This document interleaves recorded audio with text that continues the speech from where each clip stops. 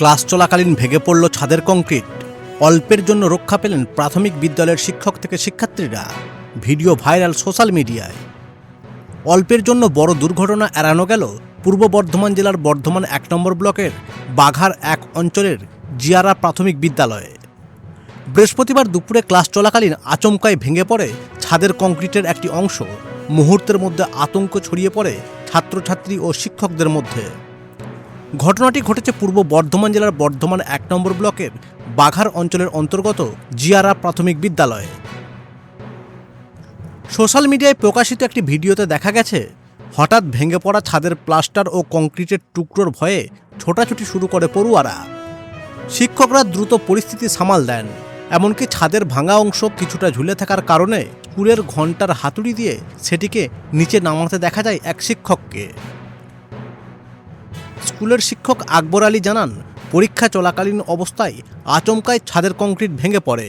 এরপর পড়ুয়াদের মাথায় যাতে আর কিছু না পড়ে সেই ভয়েই আমি ঘণ্টা বাজানোর হাতুড়ি দিয়ে ঝুলে থাকা ভাঙা অংশ নিচে ভেঙে নামিয়ে দিই। কয়েক বছর ধরে এই সমস্যা চলছে। বিষয়টি আমরা কর্তৃপক্ষকে জানিয়েছি। অন্য এক শিক্ষিকা এই ভিডিও সোশ্যাল মিডিয়ায় আপলোড করেন। ইতিমধ্যেই সেটি ভাইরাল হয়ে পড়েছে। অভিভাবক ও স্থানীয়দের দাবি, অবিলম্বে স্কুলের ভবনের সংস্কারের ব্যবস্থা না করা হলে যে কোনো সময় আরও বড়সড় দুর্ঘটনা ঘটতে পারে।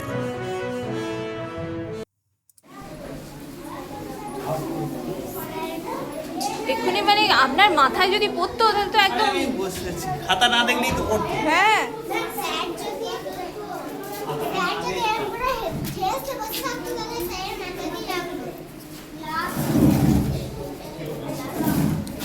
এই দিকটা একদম বসবেন না, এই দিকটা বসার দরকার নেই।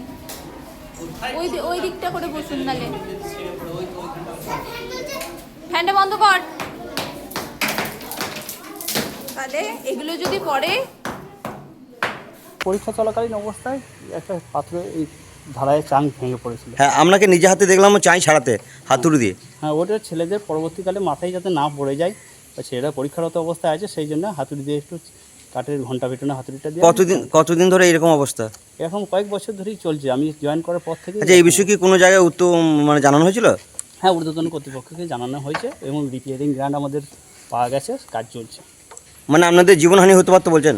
না, প্রাণহানি তেমন কিছু নেই। একটু স্কুলে তো অনেক বাচ্চা কাচ্চা আপনাদের কাছে যখন যখন পড়ান তখন তো আপনাদের কাছে যখন যায় বাচ্চাদেরও তো মাথায় পড়তে পারতো। বাচ্চাদের মাথায় পড়ে গেলে তো বিপদ হবে। তার জন্যই কি আজকে ফেসবুকে আপলোড করেছেন? ফেসবুকের আপলোডটা সোশ্যাল মিডিয়ায় করে দিয়েছে এক দিদিমণি। আমার ছবিটা তুলেছিলেন। আচ্ছা, যে তার পরিপ্রেক্ষিতে হয়তো সোশ্যাল মিডিয়ায়। শিক্ষিকার নাম কি দিদিমণি? দিদিমণি আসমিনা খাতুন। উনি অ্যাকচুয়াল করেননি। আচ্ছা, নিন তাড়াতাড়ি নিন। আপনার নাম? আমার নাম শেখ আকবর আলী। প্রধান শিক্ষক? না, আমি অ্যাসিস্ট্যান্ট টিচার।